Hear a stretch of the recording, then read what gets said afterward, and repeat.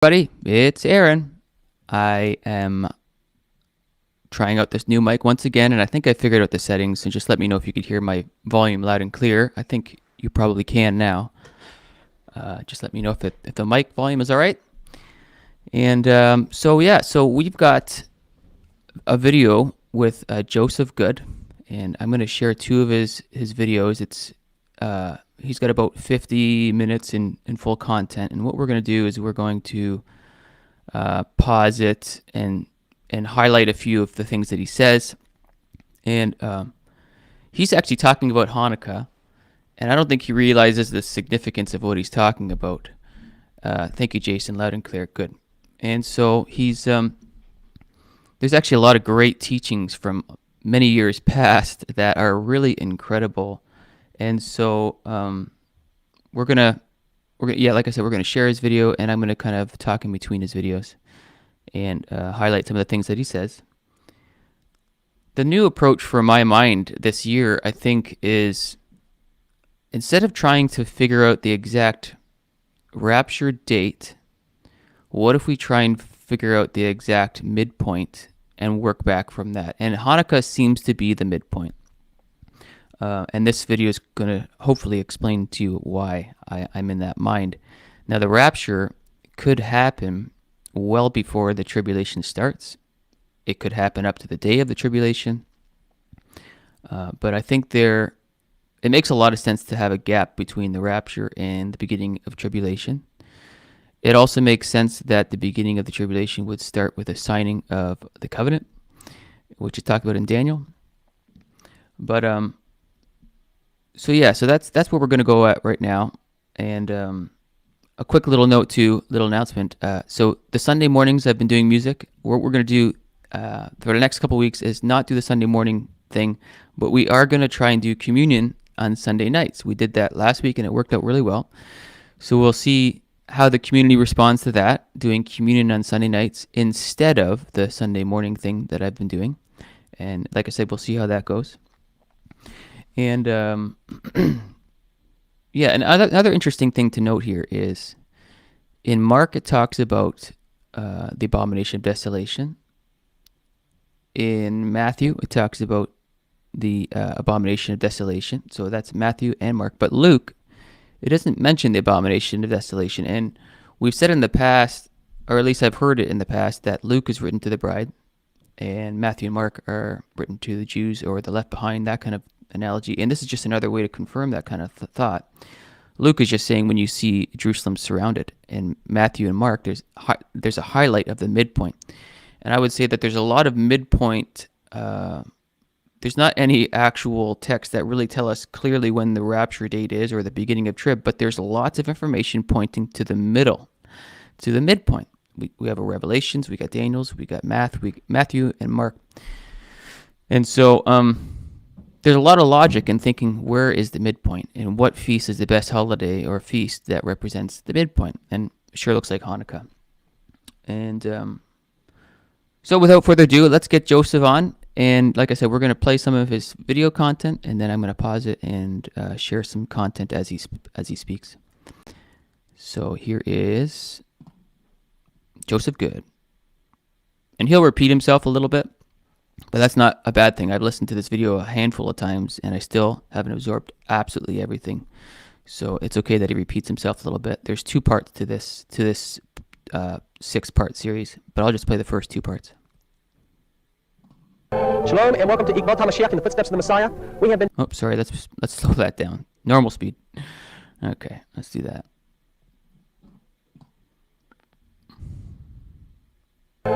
Shalom and welcome to Ikval Hamashiach in the footsteps of the Messiah.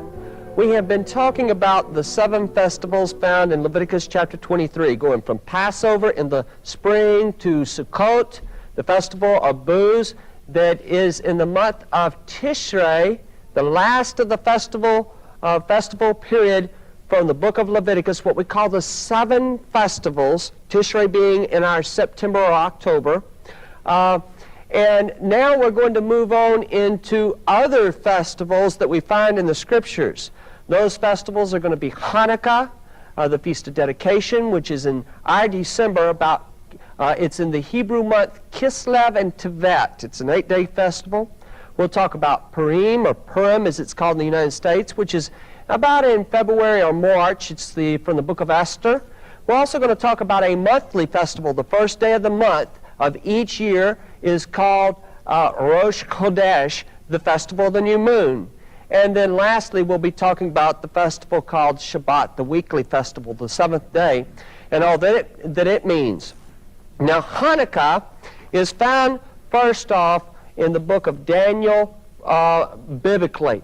We also find it in the book of John, chapter 10, verse 22, where we see that Yeshua walked in the temple and it was the feast of dedication. In Hebrew, the way you say dedication is Hanukkah. Hanukkah. So it's the festival of Hanukkah, and it was the winter. You might remember from an earlier program that the festival called Sukkot was also called a festival of dedication, or a festival of Hanukkah, because King Solomon had dedicated the first temple at that time. But if you remember, the Jewish people had been carried away into captivity by Nebuchadnezzar. And so we had the first temple. Let's put the first temple up here.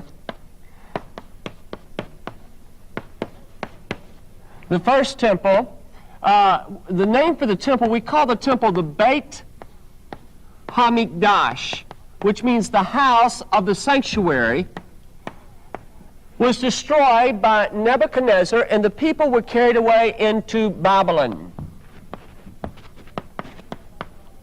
Carried away by the Babylonians, and of course the Babylonians were defeated by the Persians. And then after that, the Persians were defeated by the Greeks under Alexander, and then the Greeks were defeated, or their empire actually fell to the Roman Empire, which was the empire at the time of Yeshua.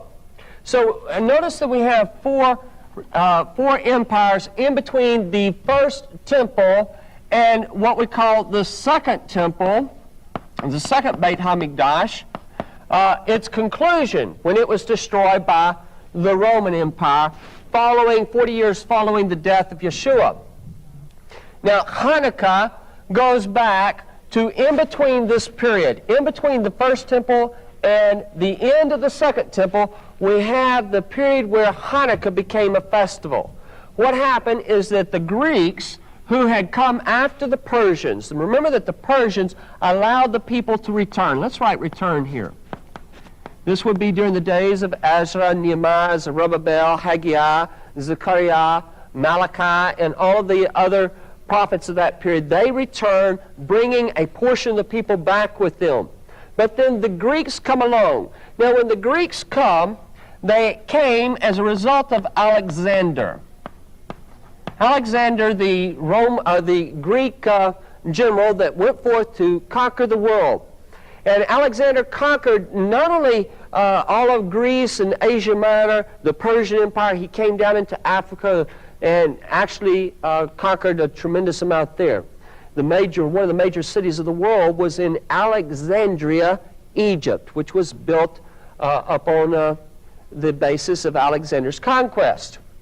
Wherever the Greeks went, they took what was called Hellenism. Now, Hellenism is going to be the Greek lifestyle, the Greek culture, the Greek religion, the Greek architecture, the Greek writings, and so forth. And wherever they went, they planted Hellenism, they nurtured it, they encouraged it, and they wanted the whole world to switch to become as they were, to become Hellenists, to become as the Greeks. But Alexander died. Okay, so Hellenism. So I wanted to just share that and just touch on that a little bit more. What is Hellen? And just think of the word Hellenism, right? I mean, that in of itself is something. But here's the website that I from Wikipedia. Just wanted to read the first thing. It's basically the worship of pagan gods, but it says Hellenism is a religious context.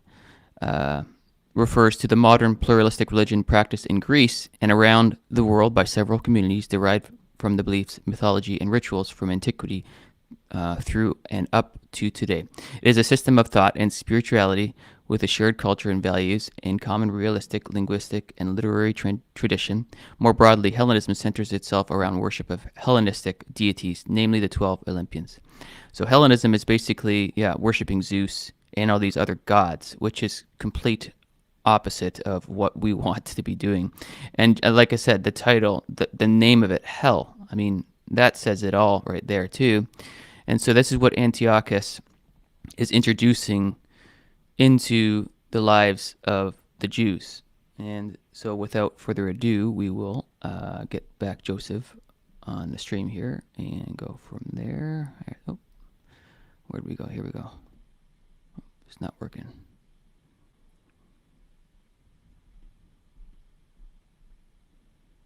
There we go. Okay. Alexander died as a young man, and so his empire was divided up by four different generals. Four different generals took over the Alexandrian Empire, the Greek Empire.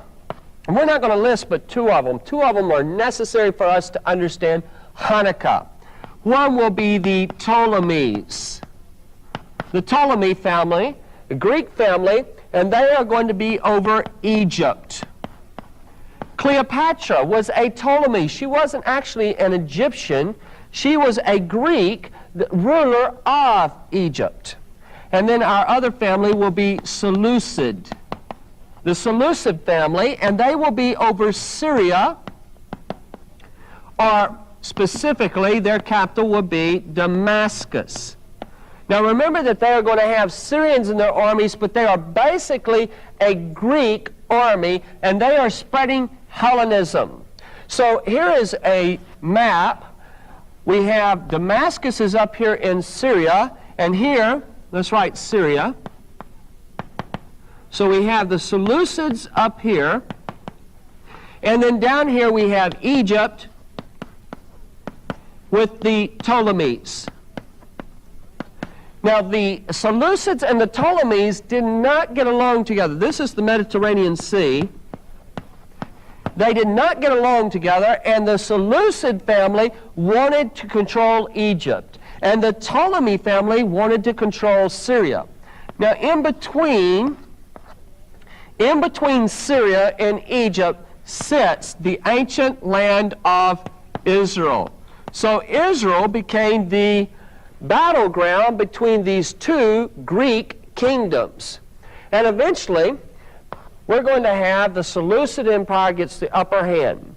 And they have come down and they have taken over Israel. Now the ruler that will be the primary character, or the bad character of the story of Hanukkah, is going to be a Greek ruler known as Antiochus. All right, so this is it right here. This is the man of the hour. The fourth. Antiochus the fourth. He's also known as Antiochus Epiphanes. Epiphanes means who is God. Okay, Epiphanes means, did you hear that, what he said? Who is God? Anti-Epiphanes, who is God? Anti-Epiphanes means God manifest. Let me share you that screen on Wikipedia. So we'll do this. So here's Epiphanes. So Antiochus Epiphanes, and here's Epiphanes. It means God manifest. Right there. God manifest. Glorious, illustrious is an ancient Greek. I don't know how to say that. Born by several Hellenistic rulers. But God manifest. Antiochus, anti-God. And so this all happened on Hanukkah. And so that's why I'm like, wow, this is one of the main reasons why this is a significant event. And mind you, Hanukkah was it all happened between the old and the new, right in the middle of our story, right in the middle of our Bible. That's when it happened. Actually, it happened a few hundred years before Jesus showed up. Around 165 BC is when all this kind of happened. And so his name literally means anti-God. And we expect an antichrist to set up the stage in the middle of the trip. So anyway, we'll get Joseph back on here. And here we go. Okie dokie.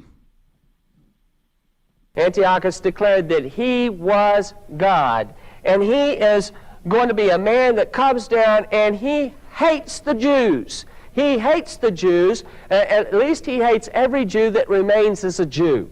He likes Jews that become Hellenists, and he gives them great favors and all types of things. Now, to the Jews, they were called by God to live a certain way, to live a certain lifestyle. And it was totally counter to the Greek lifestyle. For instance, modesty was an attribute that God had given to the Jews. He had said, you should be modest in all of your apparel and the way that you conduct yourself. But the counter to this were the Greeks who, in their athletics, which their culture was built around the athletic stadiums and the Olympics and all of the various games that they had, their athletes would actually compete in the nude. And this was a tremendous hard thing for Jews that followed God to be able to deal with. And their young Jews were being taught this. Young Jews were being taught not to worship the God of their fathers, but to worship Zeus, and to worship Hera, and to worship Heracles, and all the various Greek gods and so forth. Now, Antiochus Epiphanes, when he came in, he put all kinds of decrees on the people. And in his decrees, he said, number one, you cannot read the Scriptures. You cannot read the Scriptures. You cannot read the Torah. It is against the law, and anybody found reading the Torah will be persecuted. Okay, doesn't this sound like antichrist material? Of course it does. Worship all these gods, worship me, you can't read your Bible. Perfect. I mean, this sounds exactly like what we would expect to see during tribulation, at the midpoint. All right, we could play on here. Well, the answer to the people is that they did not cease to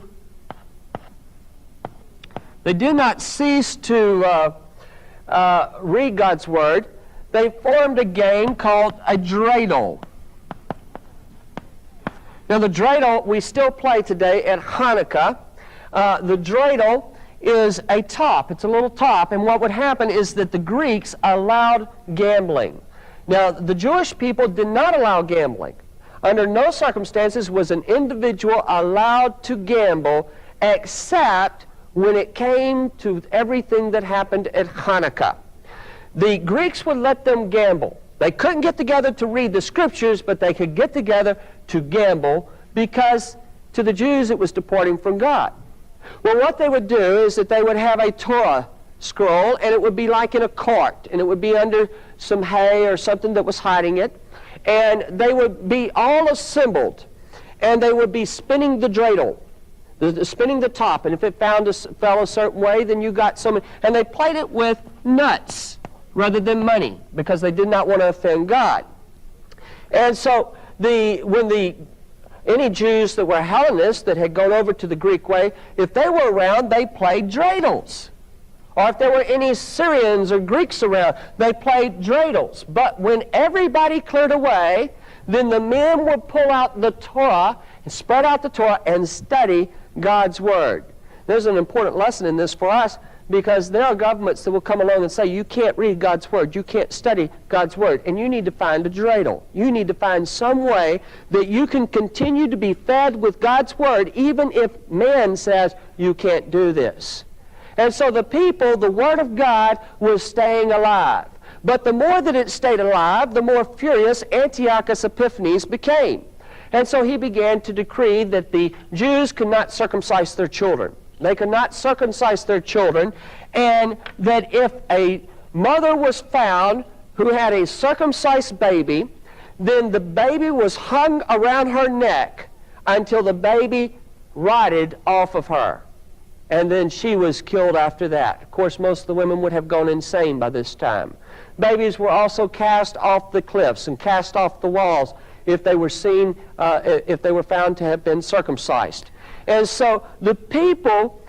Okay, so let's pause it right there. I don't know if you understood the magnitude of that. I mean, that's like one of the worst things you could ever experience. And this is all found in the book of First Maccabees in pretty much the first 4 chapters. It tells you the whole story of, 80% of what he's talking about is really found in First Maccabees, the first couple chapters. Maccabees was taken out of the Bible, but it's still a historical book, and I think it's pretty significant, the story here, and I think it's pretty interesting that it was taken out for whatever reason. I'm not going to contemplate that, but the story is in the first couple chapters of Maccabees, and that is true what he was saying there. It says here in First Maccabees, women who had their children circumcised were put to death according to the edict, with their babies hung around their necks, and the members of their household and those who had performed the circumcision were executed with them. Again, this sounds very, very tribulation-esque. I mean, so Hanukkah is starting to sound really, really good as a midpoint situation. The rapture could happen anytime between now and the beginning of Trib. Now, if I should interject here, true Hanukkah, at least I should say Hanukkah on the Torah calendar for 2025 is December 15th through the 22nd. If you minus 42 months or 1,260 days, that gets us into this in and around June of 2022, give or take. So that potentially could be the beginning of Trib, somewhere in June of this year, and then we could rapture anytime between now and the summer. I'm just going to keep that open-ended right now. I'm not so focused on a rapture date. I'm more focused on getting the structure of the Trib organized here, but really highlighting the fact that Hanukkah seems to be a midpoint. And just like I paused here with Antiochus, anti-God, basically killing people who do not worship him. It sounds very Trib-like to me, very mid-Trib to me. But anyway, we'll go on here, and I'll press play. Were having this great conflict within them because they were not wanting to rebel against this ruler, but yet he kept decreeing more and more and more that the people could not follow after what God had prescribed for them. So finally, we're going to open our Bibles to the book of Daniel and chapter 11. Daniel and chapter 11, the prophet Daniel.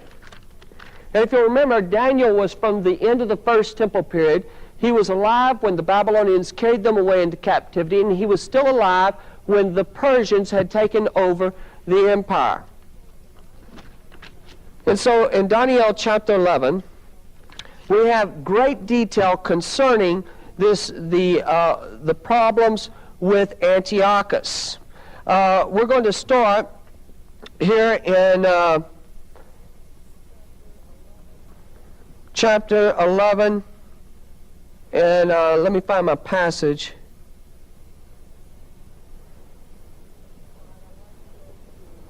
All right, I'd like to go to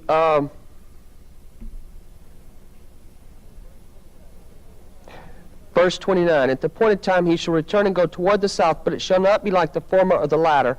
For ships from Kittim, it says Cyprus, shall come against him. Therefore he shall be grieved and return in rage against the holy covenant and do damage. So he shall return and shall regard for those who forsake the holy covenant. Now, what has happened is Antiochus has moved. Antiochus was down here towards Jerusalem.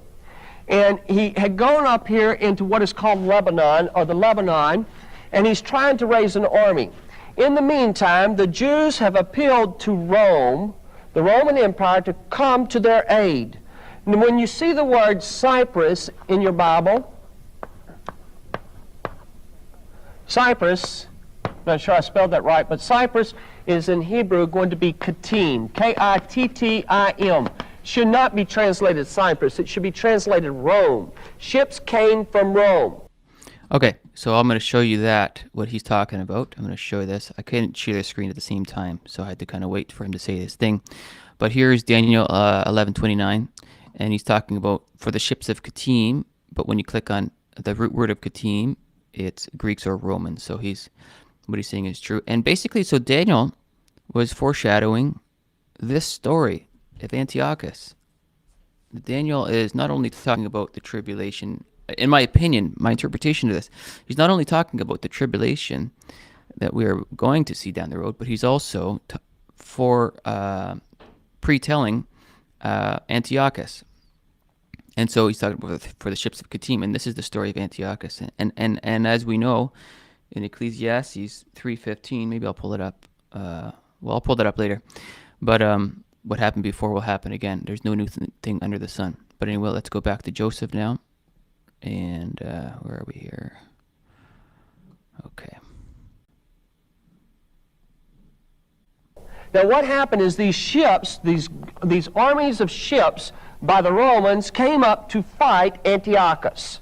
The Jews had complained and said, "Get Antiochus off our back. Help us. Come to our aid. He's killing our babies. He will not let us worship our God. Help us."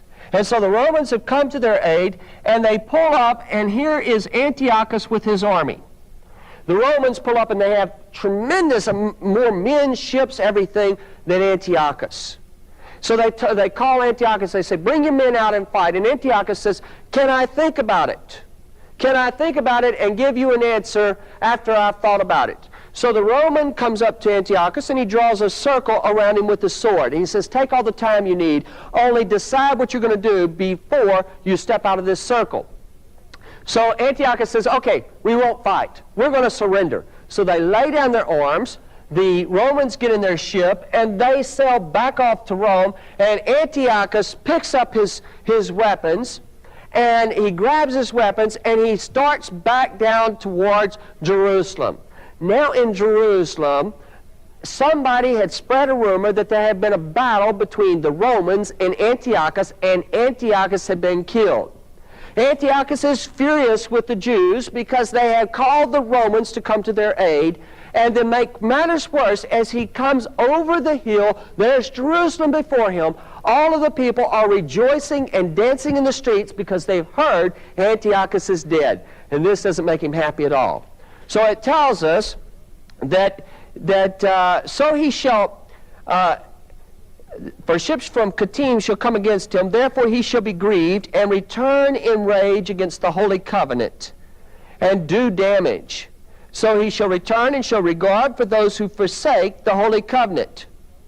Now that's the Hellenist Jews, those that forsake the covenant of God. He shows regard for them. He elevates them. He takes them high into his framework of government. It says, "And forces shall be mustered by him, and they shall defile the sanctuary fortress." That is the temple. They will defile the temple. And what he did, what Antiochus Epiphanes did, is that he went in and he placed a statue. He placed a statue within the temple of God in a room that is called the HaKodesh, the holy place. Now this statue will be known as the Abomination. Okay, this is a big deal right here. Big deal. Pay attention to this part. Of desolations. Abomination of desolations. The Hebrew word that we have for abomination is a literal word meaning a statue, an image, an idol. It is the idol that makes desolate. And so it is placed into the HaKodesh, the holy place. This is the room where we have the table of showbread, the altar of incense, and the seven-branched menorah. And so it's placed in there, and he puts up this statue of what is known as Zeus Kyrios. Now catch this. This is very important. It's true. What he's saying is very important. I don't think Joseph Good actually realizes this is a great teaching, but for me, this now is so clear that Hanukkah has got to be, it's very likely got to be the midpoint. Anyway, go on, Joseph. Antiochus changed the face of Zeus Kyrios, and Antiochus put his own face on the statue of Zeus Kyrios, and thereafter every statue of Zeus Kyrios bore the face of Antiochus. Now that is a matter of recorded history. And I'll tell you where you can check this out. You can look in the article on Hanukkah or Antiochus in the Jewish Encyclopedia or in the Encyclopedia Judaica. So he has placed an image of himself that is called Zeus Kyrios. Now if you remember that Zeus to the Greeks was seen as the god of gods, and that he had called himself Antiochus Epiphanes, or Antiochus who is God. Okay, let's pause there. Antiochus, who is God? He puts his face on the statue of the god of gods, Zeus, in the temple, Abomination of desolation, forcing the Jews to worship him in his image. I should say his image, not necessarily him, and the statue that he put up in the temple. And if you do not worship him, you are put to death, essentially. Or if you circumcise your babies are hung on your neck. I mean, this is a spitting image of the Antichrist. Without further ado, let's move on. Another thing that he did was he took a pig, a sow pig. In fact, he took the fattest, the ugliest, the most horrible sow pig that he could ever find, and he took this pig and took it to the altar of God. If you remember that God had forbidden one of the unclean animals, in fact, it's considered the most unclean, is going to be the pig. And many Jews that aren't even observant Jews will not eat pig because of the way that it's seen. He takes a pig and he goes into the temple of God, and on God's altar he has the sow pig sacrificed. In addition to this, he entered into the Holy of Holies and other things and desecrated those rooms in vile ways that are not even mentioned. Antiochus hated God, and he hated the Jewish people. Okay, so let's pull up some scripture there. All right, so we're going to read Revelation 13. Okay, so we just heard about him doing all these vile things in the temple. Revelation 13, 4 through 6. Let's just read that. And they worshiped the dragon, which gave power unto the beast, and they worshiped the beast, saying, Who is like unto the beast? Who is able to make war with him? And Revelation 13, 5. And there was given unto him a mouth speaking great things and blasphemies, and the power was given unto him to continue 42 months. So here's a 42-month count, right? And Revelation 13, 6. And he opened his mouth in blasphemy against God, to blaspheme his name and his tabernacle, and them that dwelt in heaven. So this is what we expect in the middle of the trib. And this is what happened with Antiochus at Hanukkah. I hope you guys are seeing what I'm seeing, a really strong connection to Hanukkah being a midpoint trib event. I don't even know what other feast or festival to put the midpoint at anymore other than Hanukkah, because this is exactly what happened. Yes. Okay, let's go back to the video. All right.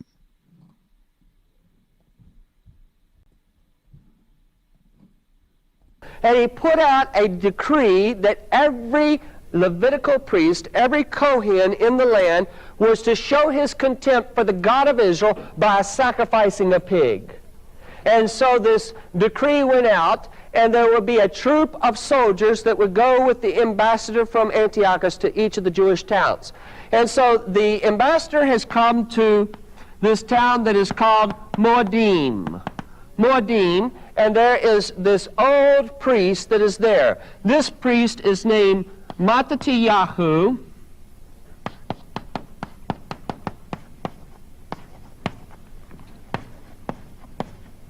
Hasmoneh. Mattatyahu Hasmoneh, and he is an old man. This young priest grabs up the knife to go slay the pig because he's afraid of the troops of soldiers, and Mattatyahu takes a spear and says, No, enough is enough. And he says, All you that love God and his Torah, follow me. And he slew the priest and took off to the wilderness. Now, Mattatyahu at this time had no idea that he was starting a war. What he did was he said, I cannot do this thing. I cannot do this thing. This man has gone too far, and our people are following after pagan gods and pagan ways. We must stop somewhere. And so he went into the wilderness, and he took his family, known as the Hasmoneans. His name was Mattatyahu. Okay, he went into the wilderness, right? After he slayed the priest, like he just said. And let's pull up the verse in Revelation once again. And a lot of us are very familiar with Revelation 12. And let's go to that. Revelation 12. Sorry if you hear stomping. It's the kids upstairs stomping. Anyway, Revelation 12:6 in particular, and the woman fled into the wilderness, just like this story, where she hath a place prepared of God, and that they should feed her there 1,260 days. This says 60 days, but this is 1260. And this is also talked about in Matthew and Mark, which I think I'll bring up a bit later. But there you go. Perfect. They go to the wilderness, and actually they go to the wilderness for approximately 3 years. I think Joseph does say this a little later on. But this is, again, just a perfect type and shadow of what we would expect to see at the midpoint. Let's go back to Joseph. Joseph Good. I have no clue how old this video is, but it's got to be. My assumption is this is from the 80s or something like that. Hasmonai, and he took his family known as the Hasmoneans. Now, as they go into the wilderness, they will follow the oldest son of Mattatyahu. Mattatyahu will die shortly after they go into the wilderness, but his oldest son, who is called Yehuda HaMaccabee, Judah the Maccabee,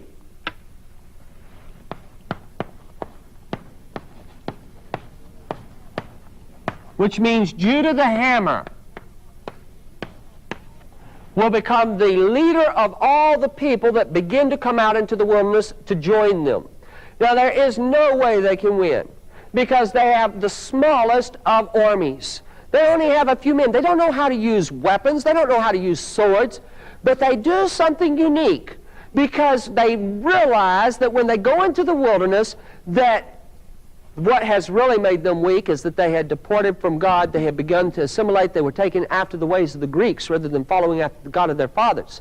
And so when they came, they taught them how to use the sword, how to use the sling, how to use the bow. But more importantly, they taught them how to read God's Word, how to learn from God, and how to walk in His ways. And so out in the wilderness, there was a return back to God.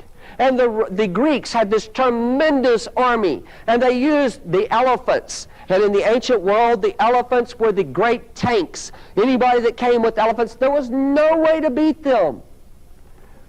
But Yehuda HaMaccabee went out to meet tens of thousands, sometimes as many as 60,000 Greek soldiers with an army of just a few thousand men, ill-equipped, and he would go and he would take his men that had made Nazirite vows, and they would go up to Mitzpah, a hill that would be the closest place to Jerusalem they could come, because Jerusalem was in the hand of the Gentiles.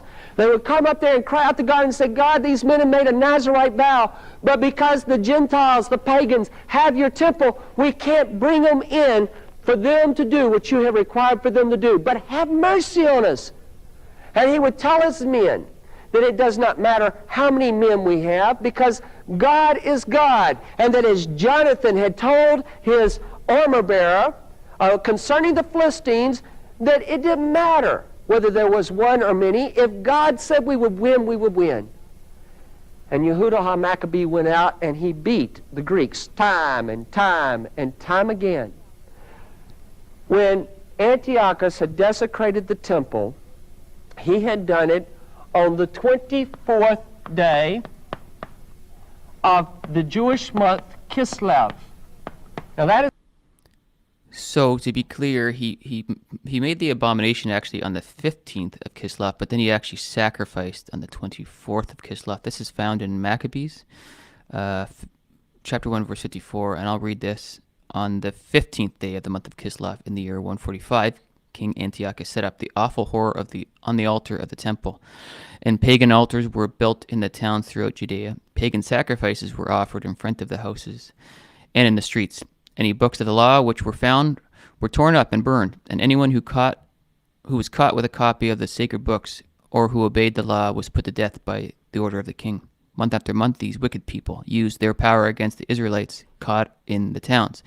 On the 25th of the month, so this is now, as we know it, we know Hanukkah as the 25th of this month of Kislev. These same evil people offered sacrifices on the pagan altar erected on top of the altar in the temple. So you would say that on the 25th of the month was the official, everything was in place, but he put up the statue 10 days before Hanukkah as we know it. So anyway, we'll go back to Joseph's teaching here. Is about in our December, the 24th day of Kislev, the temple was desecrated. This is the day he put up the abomination of desolations, and he had the sow pig sacrificed. And so the temple is desecrated at this time. For 3 years, Yehuda HaMaccabee and his men will fight against Antiochus. As I mentioned, there is no possible way that they can win. And yet, they do. They drive the Greeks back, they drive the Greeks back, they drive the Greeks back, and little by little they're marching up towards the city of Jerusalem. They are coming up to Jerusalem. And on the 25th day of Kislev, actually the 24th of Kislev, they have recaptured the Temple Mount. The very anniversary of when Antiochus had desecrated the temple, they have now returned, and the temple must be rededicated back to God. Yeah, rack on. So there's in Haggai chapter 2, there are some references to this, and but you can find this act, what he said in First Maccabees. I got this hard copy off my dad. Actually, he had it. He was given a Bible with the Book of Maccabees in it from 50 years ago. So I kind of borrowed it the other night, and I highlighted some things. But this is found in First Maccabees chapter 4, verse 52 through 56, when he's talking about the fact that they came back on the very same day. Anyway, go ahead. We'll put it back on. Therefore, we call from the 25th of Kislev to the 3rd day of Tevet, the 8 days that are in there, we call it the festival of Hanukkah, dedication, where it was dedicated back to God. And I mentioned, people say, well, that's not a biblical festival. Let me tell you something. Yeshua the Messiah went to the festival, and whatever he went to, it is kosher. It is fine, because he didn't do anything that was not kosher. Everything he did was so God endorsed Hanukkah. So we can feel very confident and very steady. Now, as they come into the temple, they have a problem, because they have to light the 7-branch menorah, and it has oil in it. The oil takes 8 days in order to be able to make it. But there is only enough oil that is found that has not been contaminated by Antiochus for 1 day. But in faith, they light the Hanukkah menorah, the menorah of dedication. They lighted in the temple, and a great miracle occurred. On that time, at that time, not only had they returned to God and God had done a work with them, not only had God given them back their temple and it was rededicated back to them, but the Hanukkah actually burned for 8 days. And so, as these people, in their faith and in their ways, walked in the footsteps of Messiah, a great miracle had occurred there. Okay, so that concludes part 1, and we'll start part 2 again. But just to recap, just some of our thoughts here. As you can, hopefully you can see a very strong overlap between what happened in the time of Antiochus and on Hanukkah, and how it's going to relate to our trib timing and our rapture timing. But again, highlighting the fact that Hanukkah looks to be midpoint. Hanukkah happened between the Old and the New Testament. We have day counts in Daniel, we have day counts in Matthew and in Mark and in Revelation, talking about midpoint, talking about abomination of desolation. Back in the time of this Hanukkah story in the book of Maccabees, it's an abomination of desolation. It's exactly what we expect to happen at Trib. And so for me, my mind is pretty locked into the fact that Hanukkah seems to be midpoint. We can rapture anytime between now and the beginning of Trib, and this is the basics. So we're going to go back into it, part 2. He is going to repeat himself, but there's nothing wrong with that, because there's a lot of information here. So let's continue on.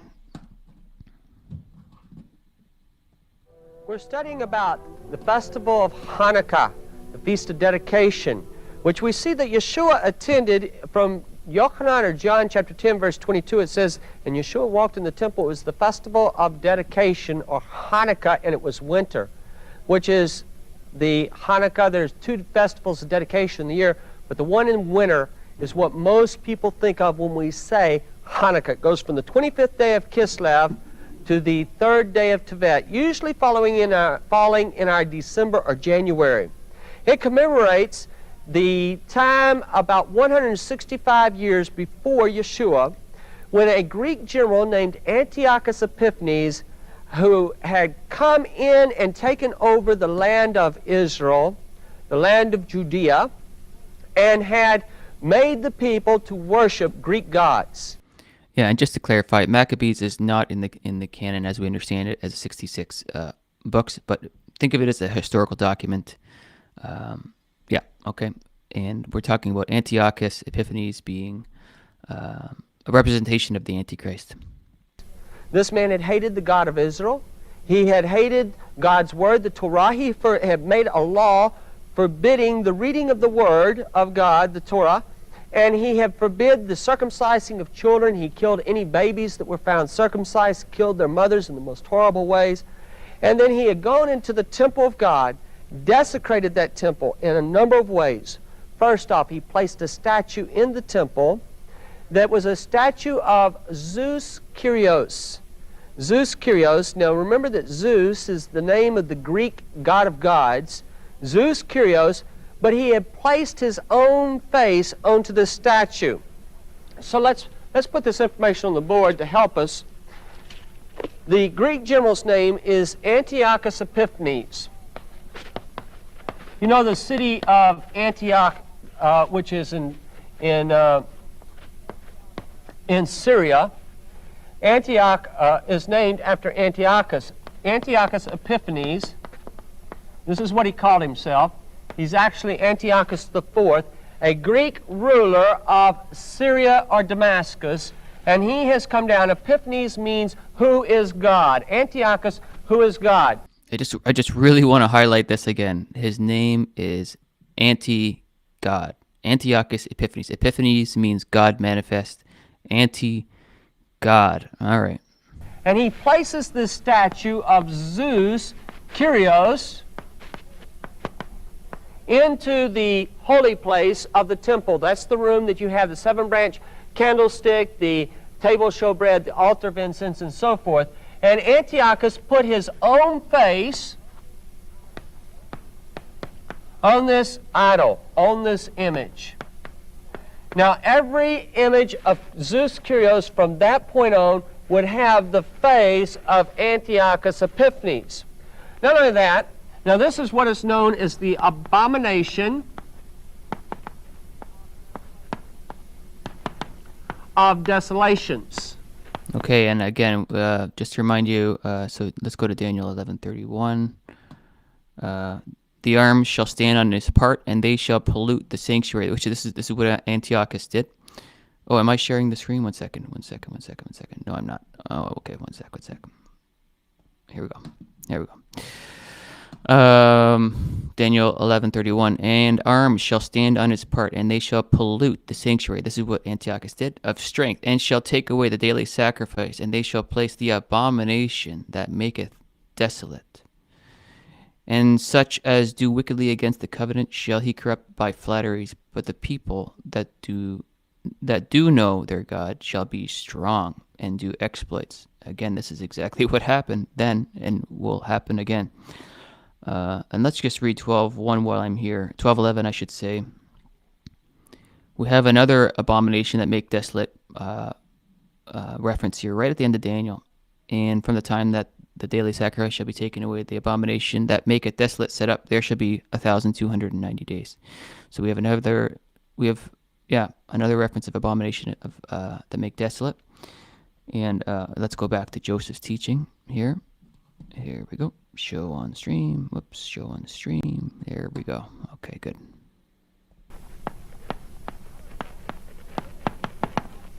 Not only that, but he commanded that a sow pig, the most ugly-looking, biggest pig he could find, be sacrificed on God's altar. And of course, the pig is the most, of all animals in the world, that would be offensive to the Jewish people and offensive to God to have sacrificed on his altar. It would be the pig. And Antiochus, realizing this, does this master insult.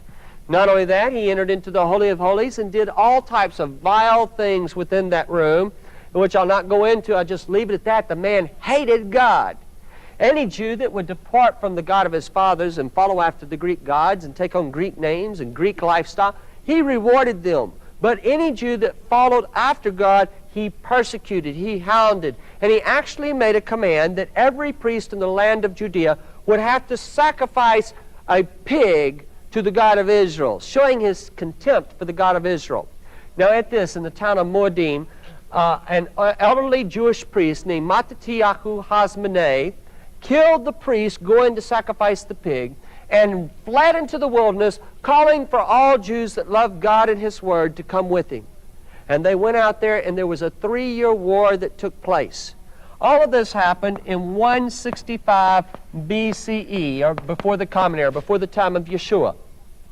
And that the festival of Hanukkah commemorates the time that the son of Mattatyahu, Yehuda HaMaccabee, Judah the Maccabee, had captured the city of Jerusalem, at least the Temple Mount area, and they are going to rededicate it back to God. Here's an interesting point on it. It was the 24th day of Kislev when the temple had been desecrated by Antiochus. It would be the same day, 3 years later, that Yehuda HaMaccabee would capture it back. So on the 25th of Kislev, they will begin a festival of dedication where they're rededicating the temple back to God. Isn't that awesome? So they're in the wilderness for about 3 years, which is, well, it's close to a half of tribulation kind of situation. Perfect. Anyway, go on. Now, at this time, they had a problem because Antiochus had desecrated all of the oil that was used for the 7-branch menorah, the lamp of God, the 7 lights that are lit in the holy place. And it takes a special oil. In fact, the oil has to be so pure that it has a seal from the high priest on it showing that it's kosher, showing that it is approved.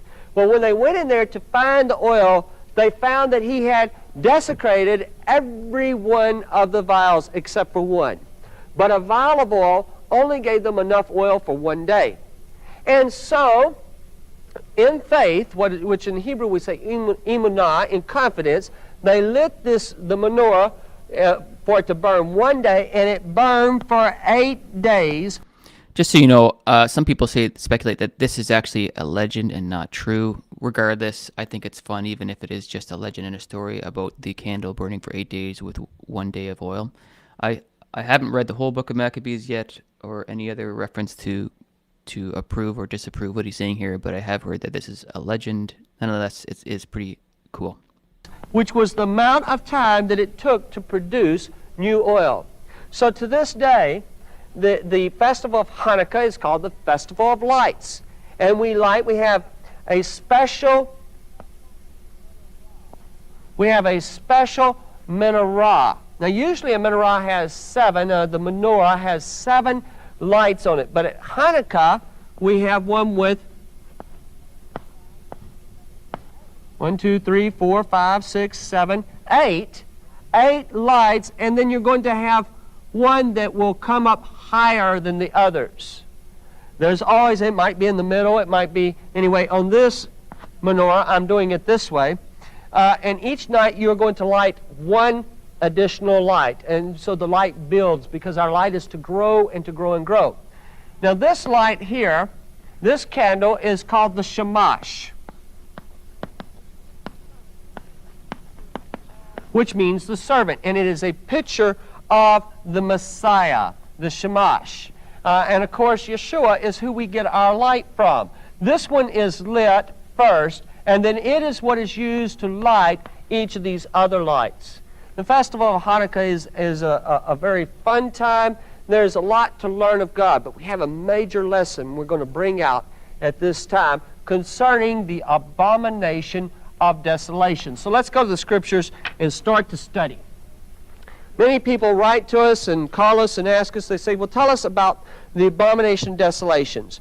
Now, we are in Daniel in chapter 11, and then we're reading about Antiochus, and it tells us in verse 31, actually, let's start in verse 30, where it says, so he shall return and shall regard for those who forsake the holy covenant, and forces shall be mustered by him. They shall defile the sanctuary fortress. This is the pig and the statue and so forth.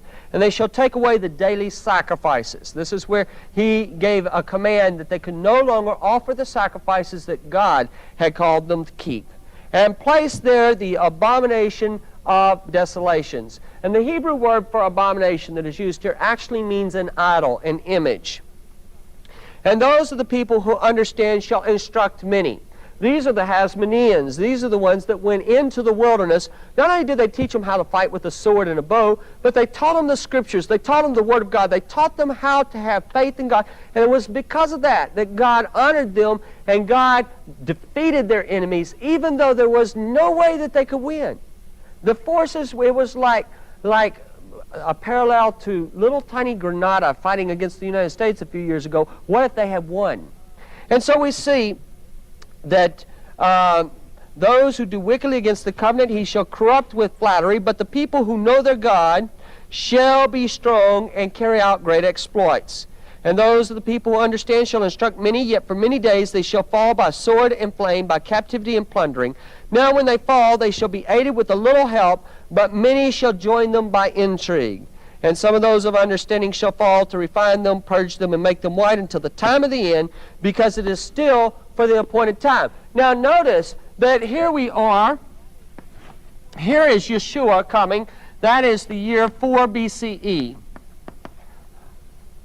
The BCE is the same thing as BC, okay? And Common Era, or CE, is the same thing as AD. There's just a difference between Jews and non-Jews.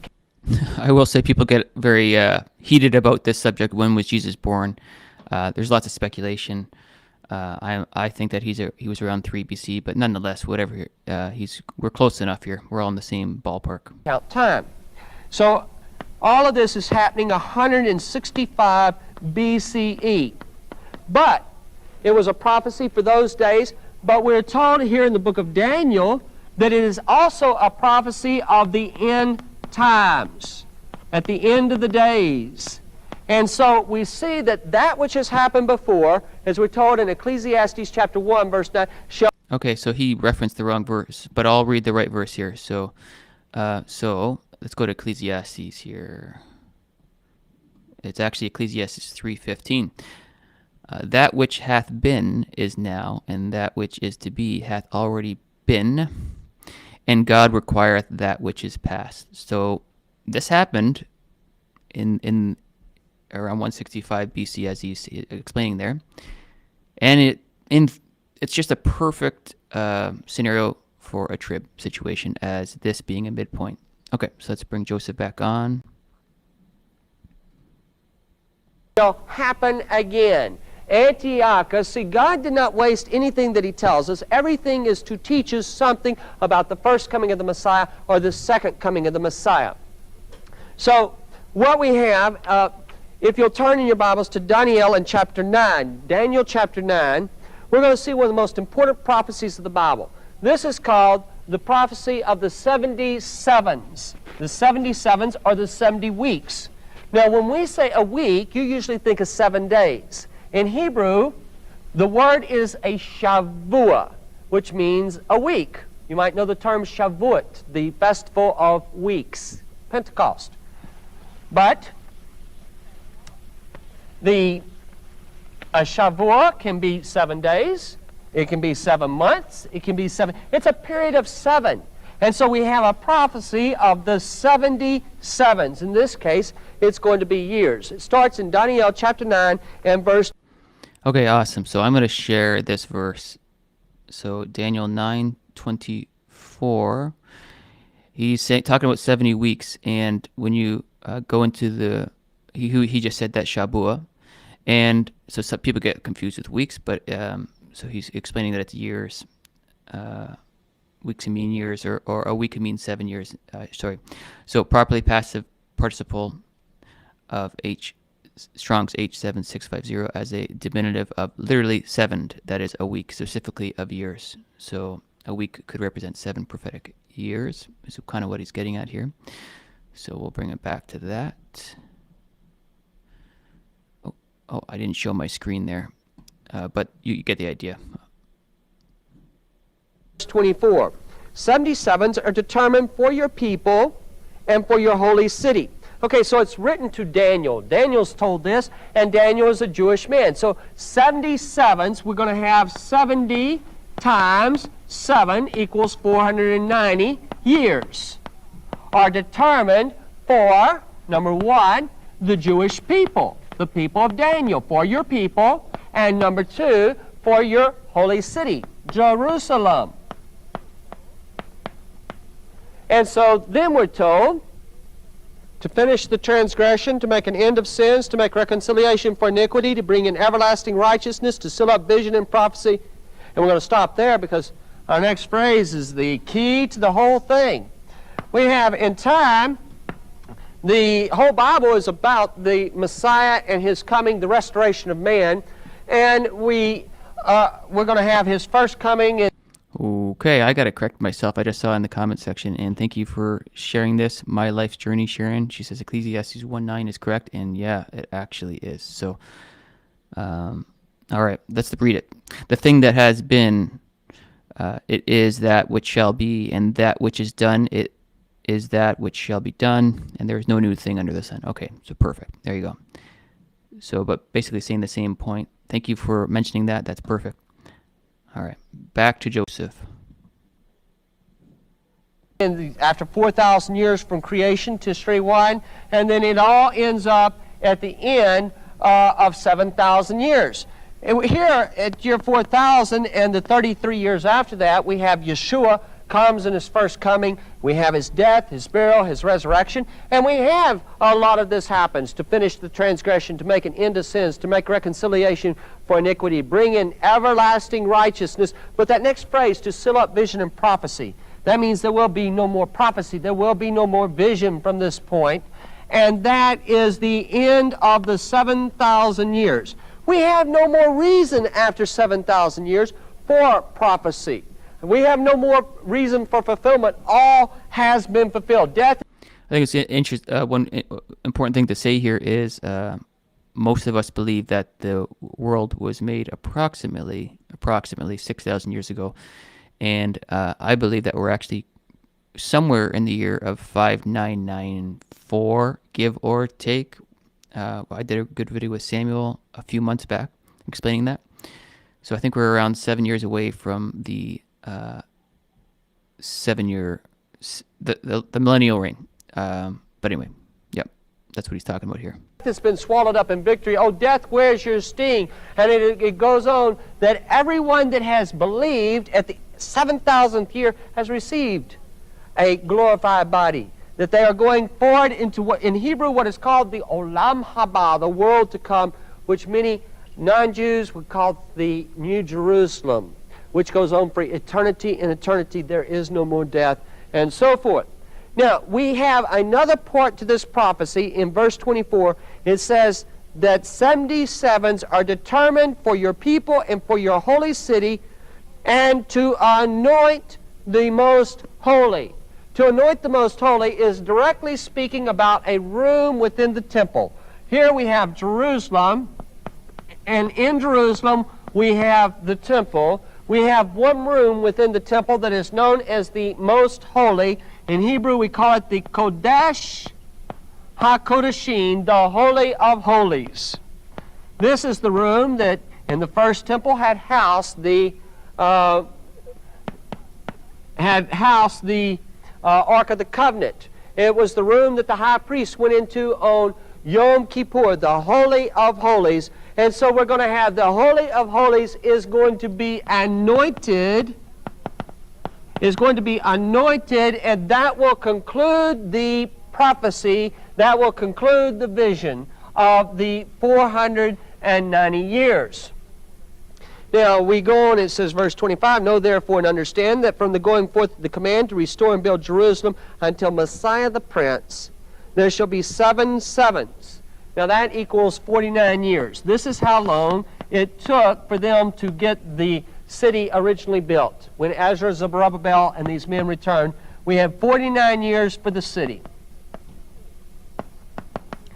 Then, 62 weeks. It says there shall be 7 sevens and 62 sevens. Now 62 times 7 is equal 434 years.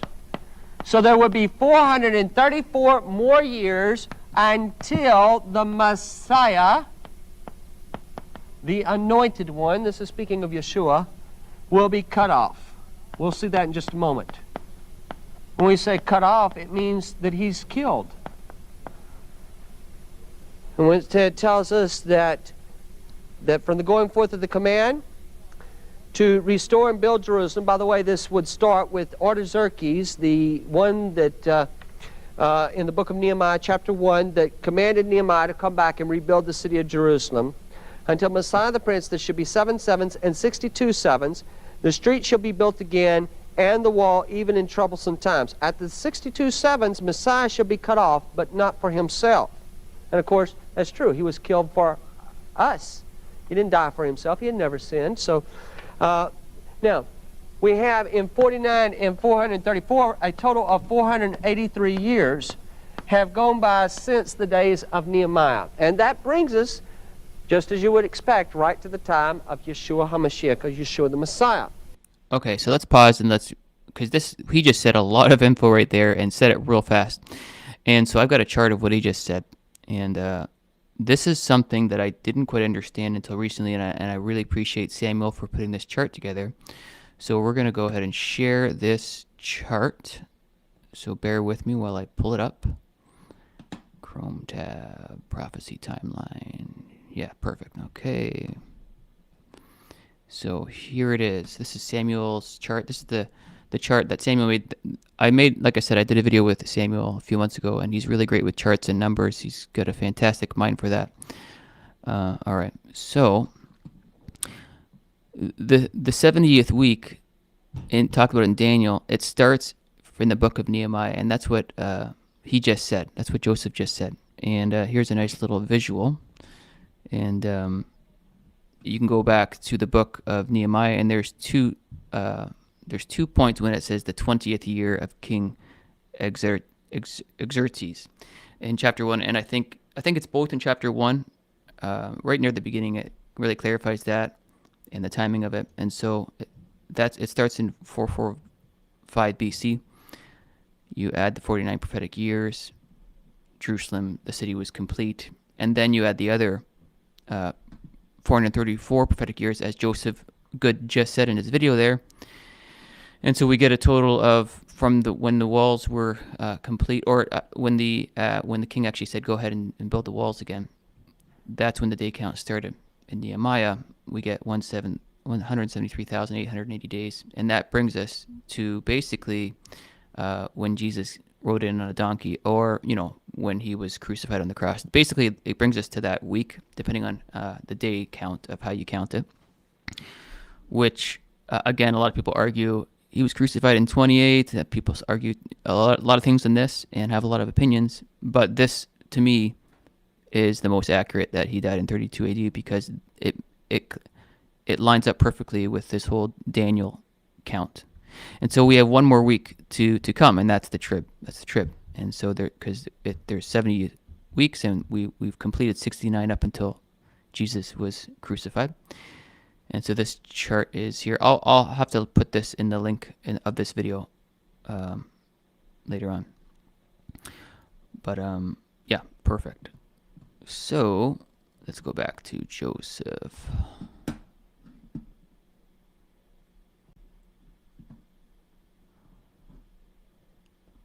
It says, "And the people of the prince who is to come." Now we have another character. We have a prince who is to come. Let's get a place here where we can really see this. I'm going to erase some of this here. The prince who is to come, and this will be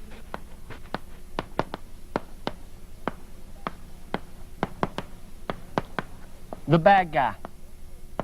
We have the Messiah as the good guy. The prince who is to come equals the false Messiah. Now, many people would call this the antichrist. Christ is Greek Christos for the Hebrew word Mashiach, or Messiah. We say pseudo-Christos, which means false or another. So I prefer the term false rather than another, because he's an impersonator. He's following in the footsteps of the Messiah to deceive. So he is the false Messiah, and he is a prince who is to come. We're told that, and the people of the prince who is to come shall destroy the city and the sanctuary. Now the city was destroyed after the time of Yeshua, after the Messiah was cut off. It was destroyed 40 years later by the Romans. And they did destroy the temple. They cast the temple down. They destroyed the temple. So we've learned something about the false Messiah. He is going to come from Rome. Let's give Rome an expanded term. He's going to come from Europe, the old Roman Empire. He will be a European. Now we're going to find out several more things about him as we read on. It says that the end of it shall be with a flood. Until the end of the war, desolations are determined. Now all of this happened at the time of Yeshua's first coming. We have 483 years. But our original prophecy covered 490 years. So we have 7 years that are left out. So this will go from the time of Nehemiah, right here, will go 483 years to the time that Messiah, Yeshua, is killed in his first coming. But then somewhere down here, we have to get our remaining 7 years. And so what we're told, it says, then he shall confirm a covenant with many for 1 week. Now the he here is the prince who is to come. We're talking about the false Messiah. Is going to confirm a covenant, and a word that might be easier to understand, a treaty. He's going to make a treaty with many. Now the prophecy was to who? The prophecy was to the Jewish people and to their city, Jerusalem. And so he's going to make a treaty with Israel, or the Jewish people, for 7 years. So this is an interesting thing to think about too. I was thinking that this agreement, this covenant, this treaty that he's talking about could be the day that the tribulation starts. I'm going to say could be. It kind of makes sense that the tribulation kicks off with this treaty confirmed, this covenant confirmed. I know they signed that thing on October 31st, but the name of it escapes me right now. And also the Abraham's Accord. I don't know if that's how you say it, but there's been a couple things that have been signed. Whether or not that's going to be the contract pulled back and revisited, that's a mystery right at this point. But it wouldn't be far off to say that the tribulation would start off with this official signing of the covenant. Whether or not it's private or public affair, we don't know about that. We might not be around to see that, and likely we actually won't see it. In my opinion, I think the rapture will happen before this official covenant takes place, but I think the covenant probably kicks off the trib. And this covenant, I was thinking, might actually be in and around the summer of this year. And yeah, like I said, we could rapture anytime between now and the summer. And the reason why I'm saying summer is because that is approximately 42 months back from Hanukkah of 2025. So anyway, we'll play the video again.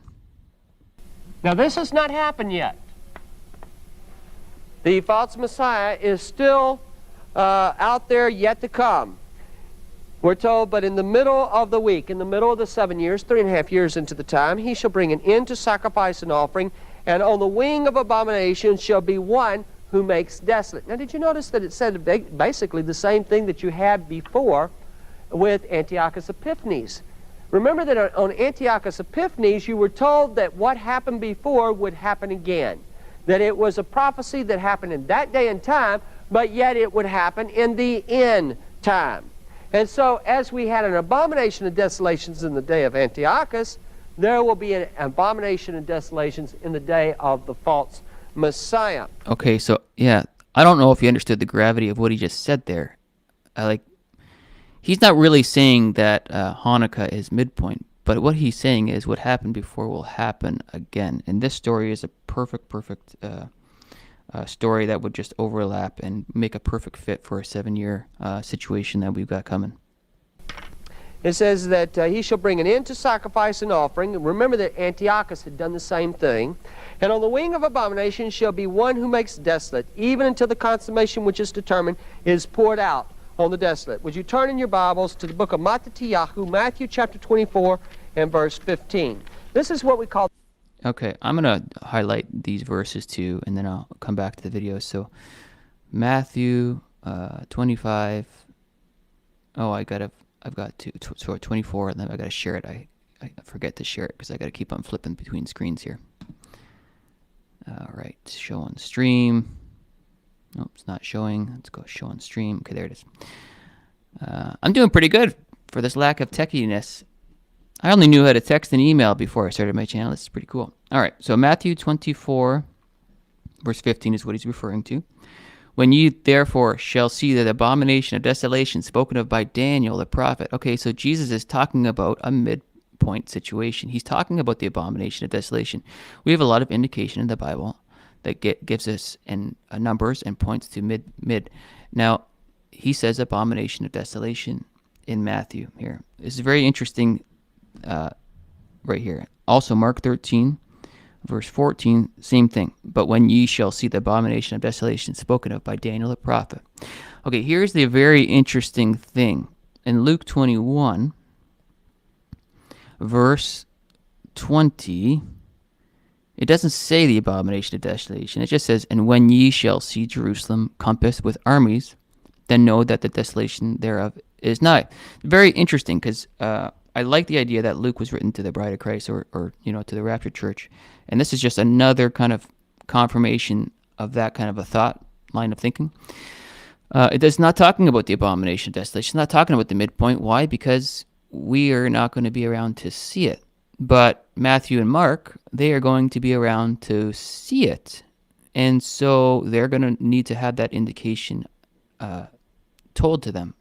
And so in Luke, it's not there. I think that's really fascinating. So for us, it wouldn't be wrong to look at how Jerusalem is compassed with armies, and we can see that with this world, the turmoil right now. It's exactly what is happening.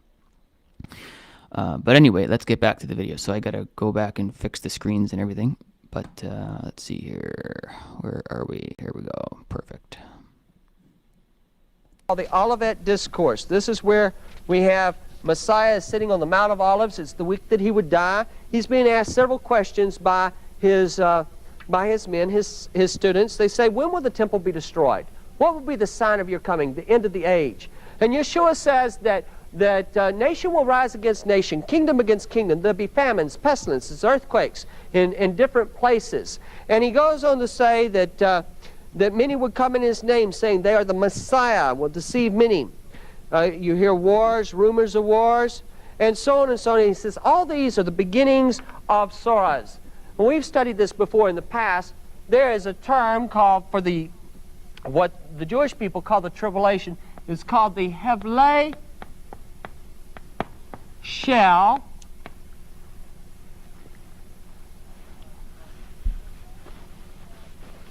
I'm going to write it above here, the Hevlei Shel Mashiach,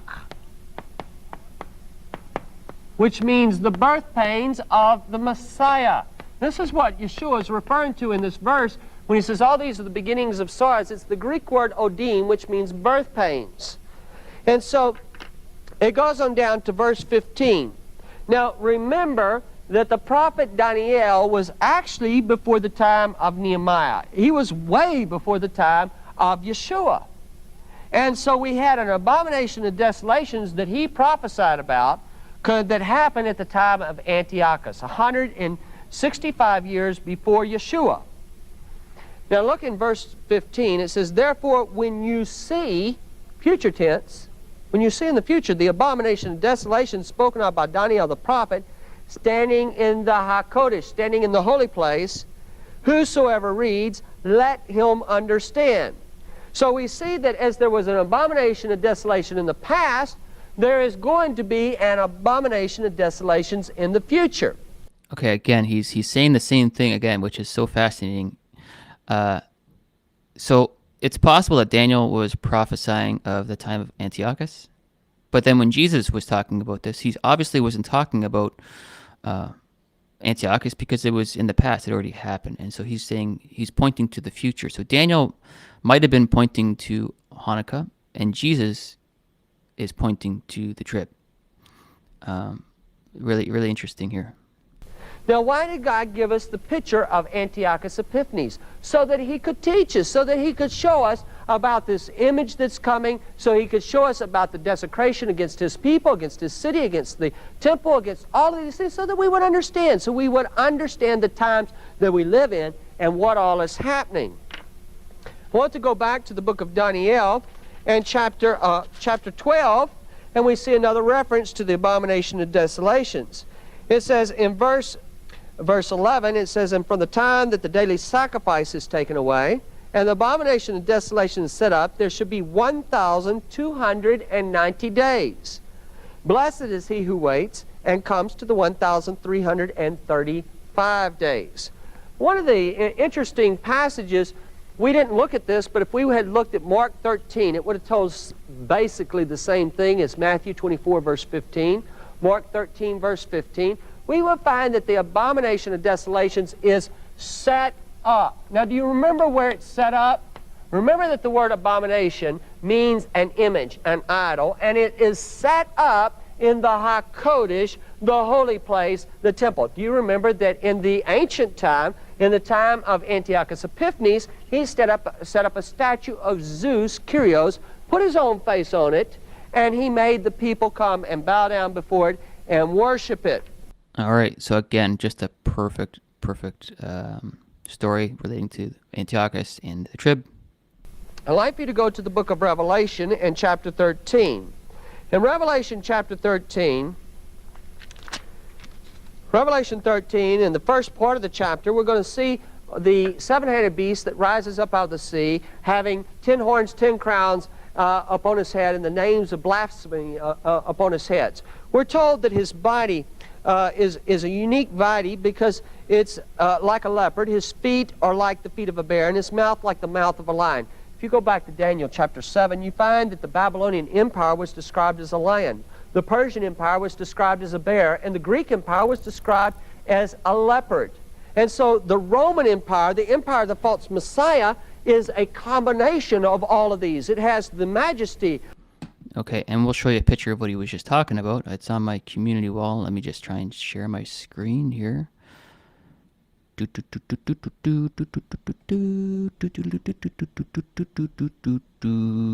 think this is probably it. Yeah, this is it. All right. So there's my community wall, and there's the picture. And we'll go to it.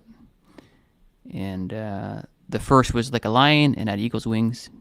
And the beast which I saw was like that into a leopard.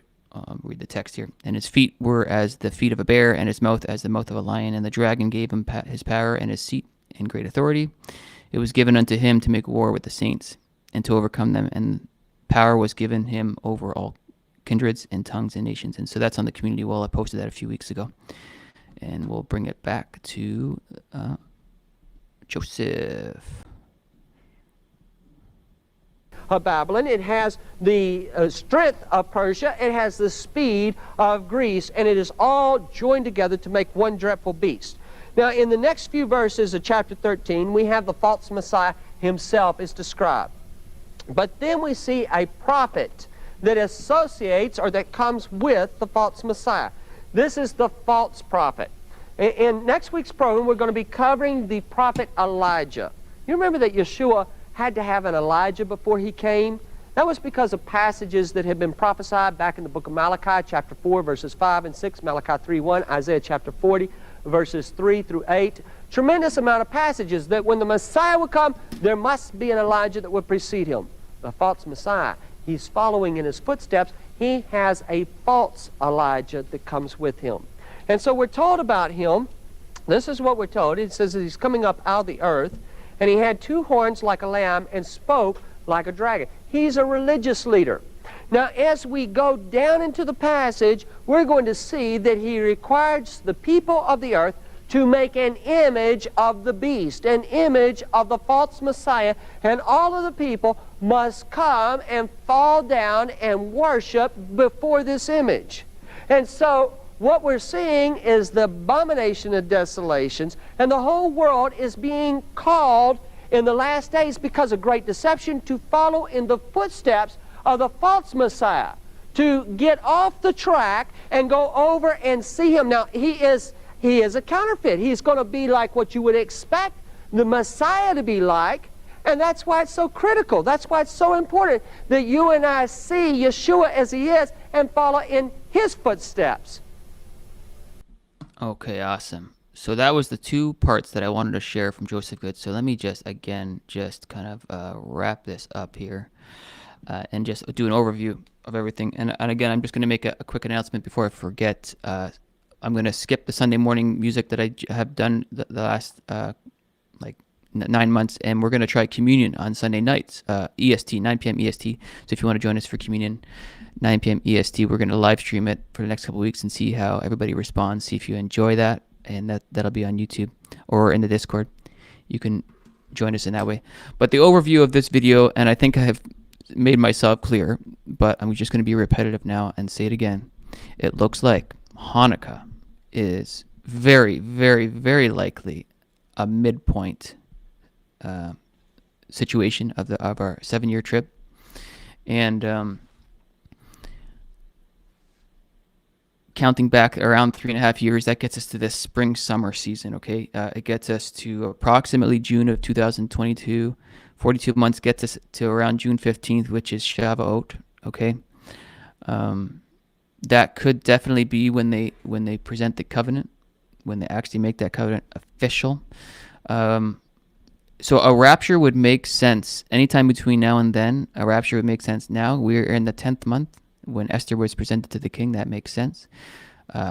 Purim, why not? Sure. The trees, why not? Passover, why not? What's before Passover? The triumphal entry, that's a few days before Passover. Yep, why not? That sounds perfect for a rapture. May 14th sounds good. There's a blood moon thing going. I think it's May 17th. Sure, sounds good. Anytime in that time frame sounds good. But my hinging point, point one is Hanukkah looks like the middle of the trip. It's almost like certain that it is, because that's what happened with Antiochus Epiphanes back in 165 BC in the book of Maccabees. Most of this story is the first 4 chapters of the first book of Maccabees. Now, if we get past May 14th, I think there's a lot of ways that we can explain that, because there's so many different calendars to consider. But right now, I've got my Rapture helmet ready to go anytime now, anytime between now and, for me, in my mind,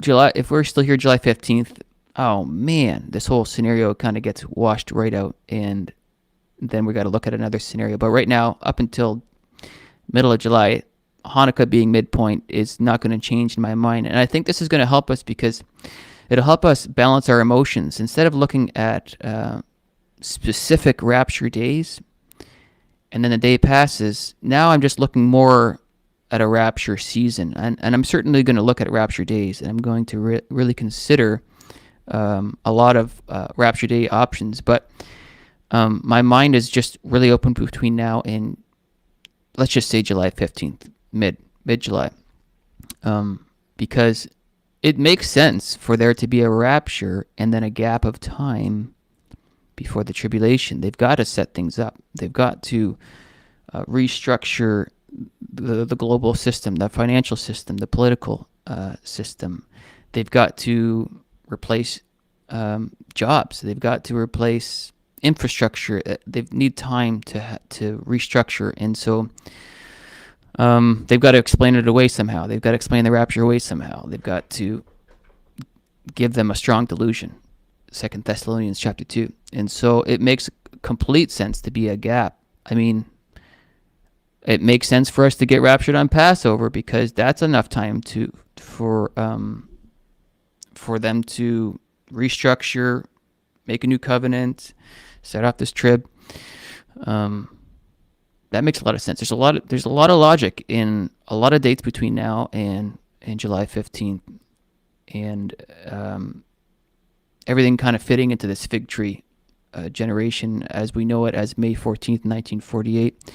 I do know that 1949, see, this is a thing too, George from the Return of the King had mentioned that, yeah, they declared it by word May 14th, 1948, but essentially there was still a lot of war and turmoil until the following summer in 1949. And so they didn't really, get their ducks in a row, quote unquote, until 1949.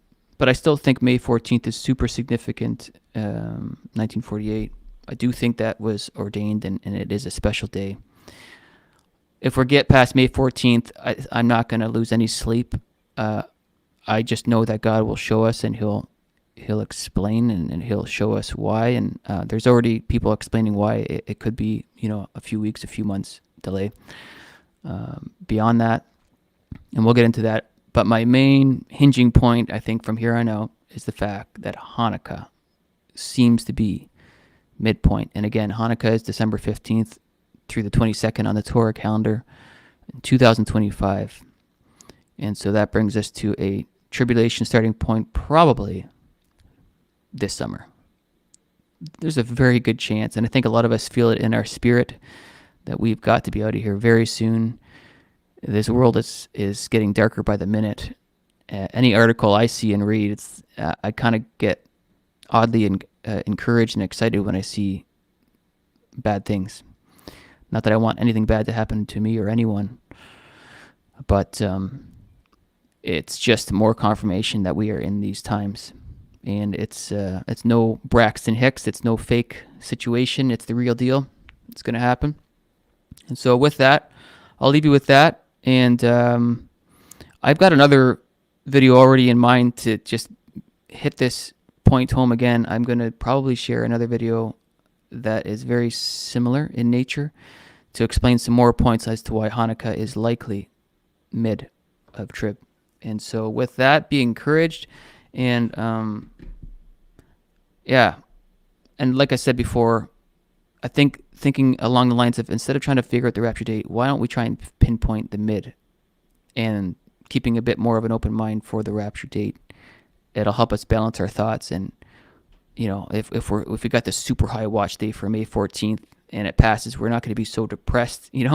I think looking at the season is going to be a bit more helpful. Although I'm sure I'll present dates because I like doing that too. Okay, God bless, guys. See you in the clouds. I don't want to make this video too long because I think it's a really valuable video to look back at down the road. Okay, take it easy. See you in the clouds.